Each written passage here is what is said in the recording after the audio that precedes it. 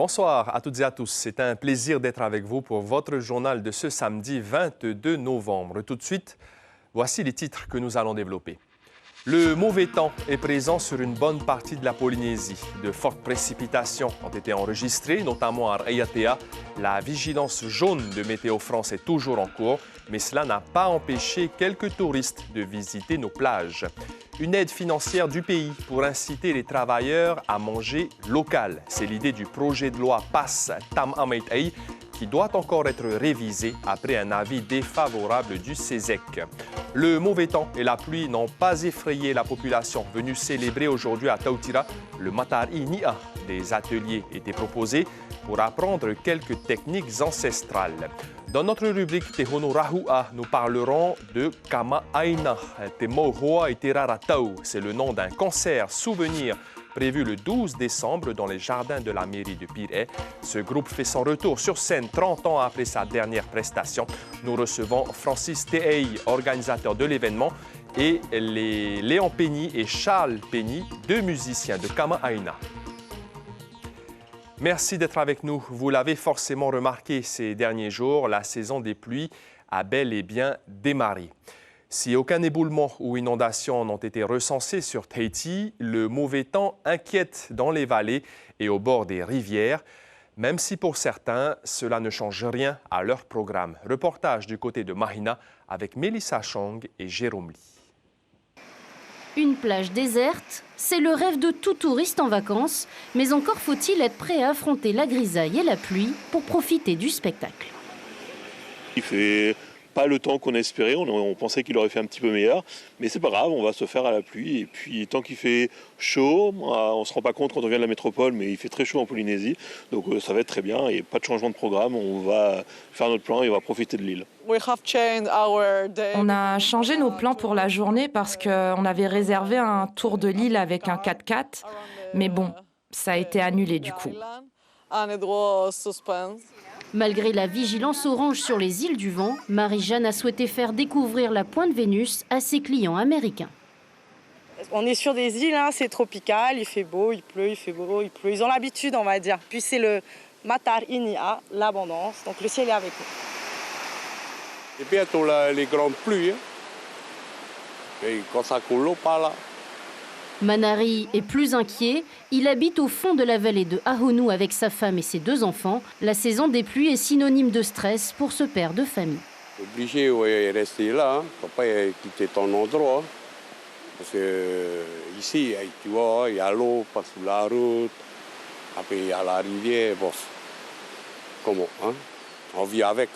Si pour l'heure, aucune intervention pour inondation ou éboulement n'a été déclenchée, les pompiers appellent la population à la vigilance. Juste ne pas approcher les bords de la plage, des rivières, et faites très attention. La quiétude des habitants ne va pas revenir de sitôt dans la vallée d'Ahonu. La dégradation des conditions météo devrait durer encore plusieurs jours. Comment faire face au surendettement et mieux gérer son budget? C'est pour répondre à ces questions que l'Institut des missions d'outre-mer, l'IEOM, s'est déplacé aux Marquises. Cette mission se déroule en deux temps. D'abord, les enseignants de l'archipel sont informés sur les outils pédagogiques du dispositif d'éducation financière pour former les élèves du primaire et du secondaire à la bonne gestion budgétaire. Dans un second temps, des rencontres sont organisées avec des représentants de la société civile pour identifier les causes principales de surendettement.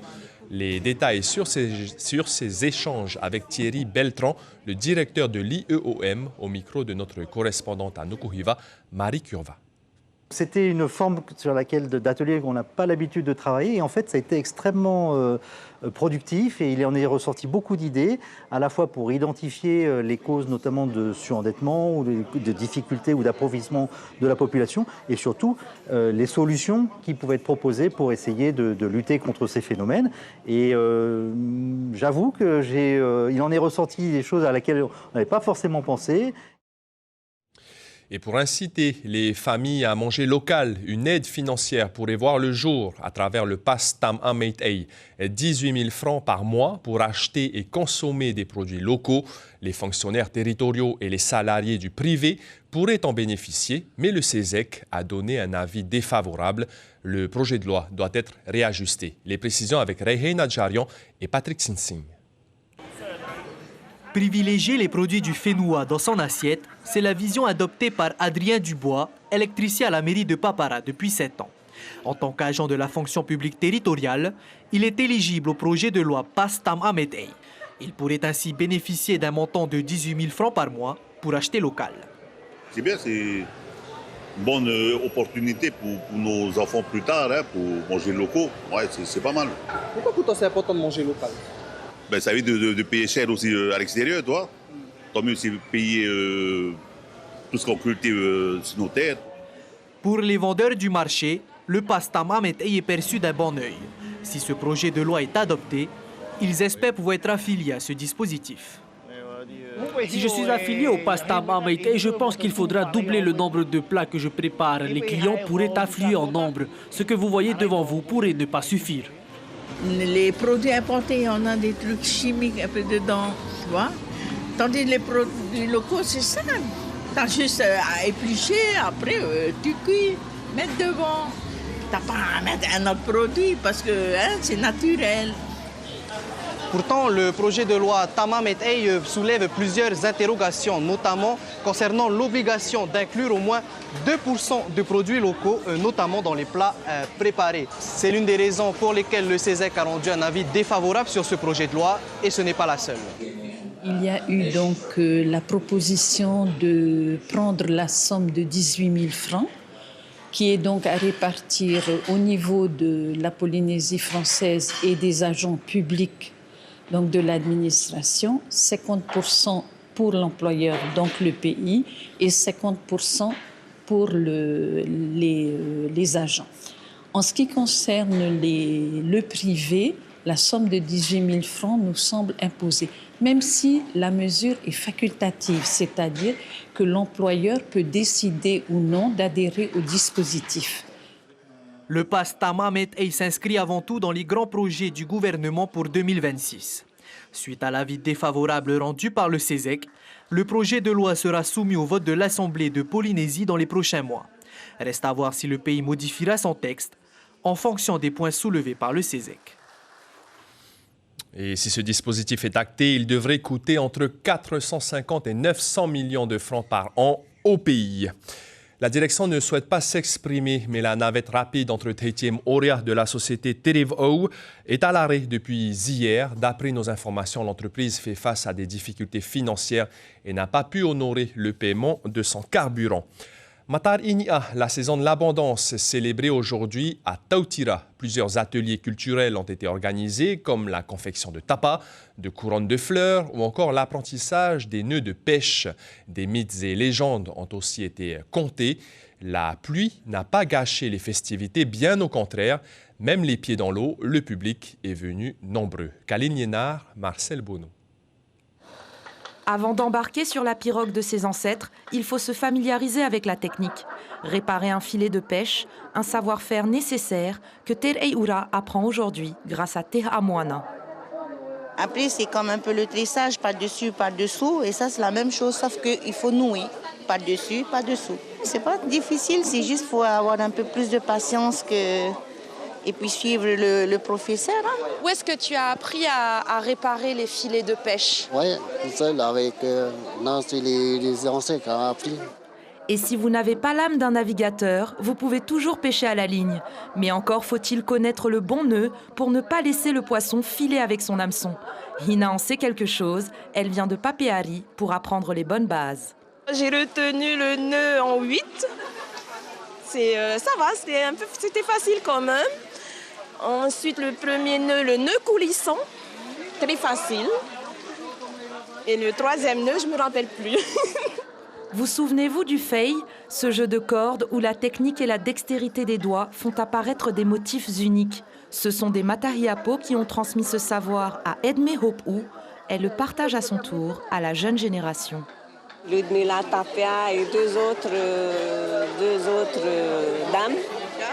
Et dans leur livret, ils ont écrit des patoto, des Jiménez, ils sont liés en fait à des motifs. Autre tradition oubliée, le vivo, cette flûte nasale qui s'apprivoise. Sabrina n'en avait jamais joué auparavant. Elle découvre aujourd'hui toutes ces subtilités. C'est des notes différentes en fonction de la taille du vivre. À souffler déjà, c'est une position bien particulière qu'il faut avoir. Et la deuxième particularité, c'est l'écartement des doigts. Un peu plus loin, Elodie et ses filles apprennent la légende de Pipirima, celle d'un frère et d'une sœur déçus par l'attitude égoïste de leurs parents qui décident de fuguer. Il fallait jouer au jeu de loi et répondre à des questions ou des gages. Et comment se sont débrouillées tes filles? Très bien, mais elles ont même battu leur mère. On raconte qu'un cerf-volant était passé et qu'ils se sont accrochés donc, au fil du cerf-volant et ils se sont envolés dans le ciel. Situés juste en dessous des Pléiades, Pipirima sont devenus 2 étoiles. Plus qu'une saison, Matar Inia est une reconnexion aux traditions ancestrales et à la terre-mère. On ouvre à présent notre rubrique musicale du samedi, Tehono Rahua.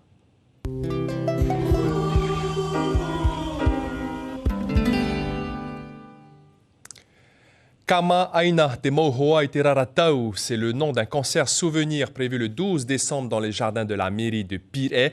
Certains des membres de Kama Aina sont avec nous. Une petite intro musicale avant l'interview. C'est à vous, messieurs.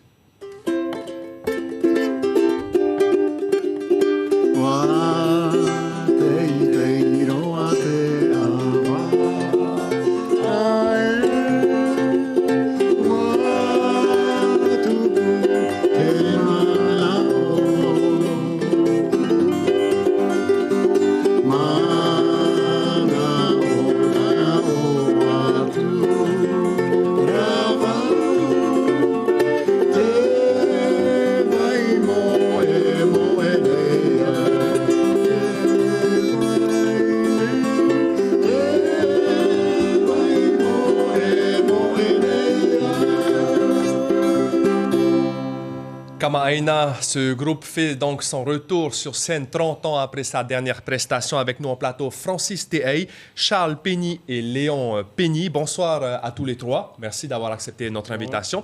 Alors, qu'est-ce qui vous a incité à remonter sur scène, Francis? Ce qui nous a incité à remonter sur scène, bonsoir d'abord, Maruki. Merci de nous avoir invités. C'est l'absence d'ambiance tahitienne. Tout le monde nous dit, hey, ça ne vaut pas la belle époque. Hein? Le Tahiti d'antan. Oui, Tahiti d'antan. Donc, avec les musiciens, on s'est concertés.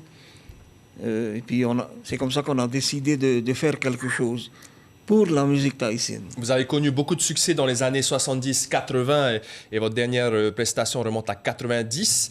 7 albums, une cinquantaine de compositions. Comment est né ce groupe Kama Aina? Alors, un soir, je me rends à une bringue. Je revenais de Hawaï. Je me rends à une bringue. Et à cette bringue-là, je croise Pigeon, qui était un membre des Tamaripunaru. Donc, avec lui, on fait la bringue 1 soir, 2 soirs, 3 soirs. Et il me propose de fonder un orchestre. Et donc, un orchestre est né avec Teva Tetuanui, Pigeon et moi. Et au même moment, nous avons eu la chance d'avoir un contrat pour se produire à l'hôtel Tahara à l'époque. Hein. C'est comme ça qu'est né cet orchestre. Alors le groupe a évolué, hein. Il a compté jusqu'à même 7 membres. Il y aura 9 le 12 décembre. Léon, quand est-ce que vous avez intégré ce groupe et qu'est-ce qu'il représente pour vous, Kama Aina? Beaucoup de choses, hein, parce que c'est grâce à lui aussi qu'on a eu du travail aussi. C'était notre travail à cette époque-là. Voilà.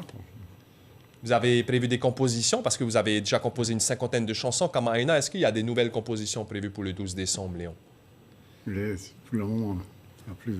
En tout cas, il y aura d'autres artistes aussi qui vont vous accompagner sur scène, Francis. Effectivement, tous les artistes qui vont participer à ce concert sont des artistes avec qui nous avons eu l'occasion de jouer, de participer à un concert, à un bal, à un mariage, tout ça.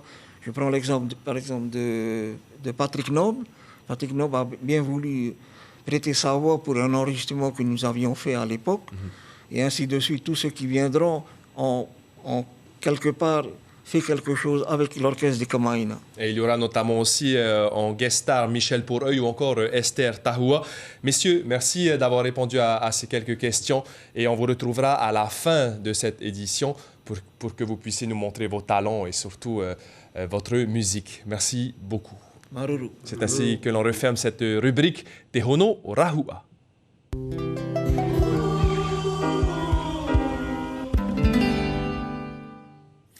Un spectacle drôle et ludique à destination des enfants dès l'âge de 4 ans pour apprendre les gestes de premier secours. La dernière représentation de Pimpon et les petits monstres, c'était aujourd'hui au Petit Théâtre de la Maison de la Culture. Cette pièce d'1 heure, drôle et inventive, donne aux enfants le pouvoir de devenir des héros du quotidien. La petite troupe se produit depuis plusieurs années en métropole et pour cette représentation au Fénois, elle a été invitée par la société de production Rideau Rouge. Teiva Ribé a rencontré 2 comédiennes qui nous expliquent l'objectif de cette pièce de théâtre, pas comme les autres.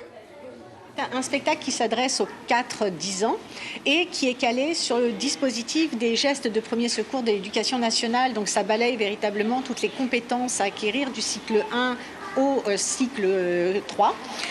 Pour des enfants en bas âge, par exemple, 4 ans, 4-5 ans qui assistent au spectacle, eh bien, l'idée prépondérante, ce sera qu'il y a des dangers dans certains espaces, notamment la cuisine. Et ça, ils comprennent bien. Ils ont bien retenu qu'il y avait quelques dangers. Donc voilà, ça permet de faire vraiment de la prévention tout en s'amusant. Et cette troupe de comédiens reviendra au Fénois en avril 2026 pour jouer Pimpon et les petits monstres dans les îles. La Urban Run a réuni plus de 800 coureurs et coureuses en fin d'après-midi aujourd'hui sur le front de mer de Pape-Été sur 4 épreuves bien distinctes. Dans la course reine, le 10 km Damien Trocné s'est imposé en un peu plus de 33 minutes devant plus de 250 participants quand même. On écoute le vainqueur au micro de Teiva Ribé. Toujours satisfait d'avoir une victoire. En plus, c'est la première fois que je peux participer à cette course, quoi. Du coup, voilà, c'est une belle course populaire en centre-ville de Pape-Été. C'est quand même assez rare qu'on puisse courir là, sur le front de mer. Donc, il faut profiter. Je crois que la dernière fois, c'était l'Equiden en septembre. Il y a le championnat de Polynésie, là, dans 2 semaines, je crois, voilà, qui sera sur un format 10 km. Donc, c'est toujours bien de prendre un peu de confiance. Et sur le 5 km, c'est le triathlète champion des derniers mini-jeux du Pacifique, Noé Delbray Guyot, qui s'est imposé.